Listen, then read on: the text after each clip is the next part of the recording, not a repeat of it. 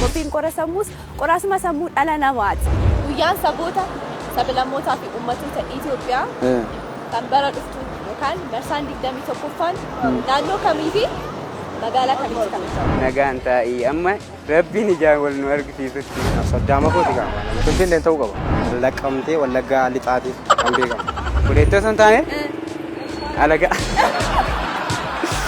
Fageenya na dhoowweef malee Si yaaduunis ni harmee koo maaliin godhaa garuu.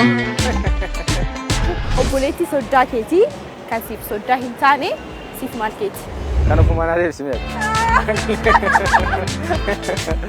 Araw maanaan taatu?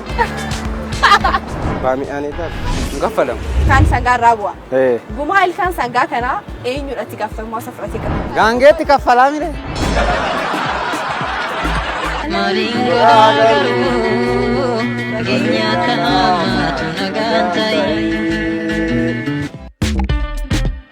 Qophii haala kanaan itti bu'aaraa irratti baratan kana yeroo mara karaa AMN+ dilbata waalee booda qorii dilbataatiin nu eeggadha.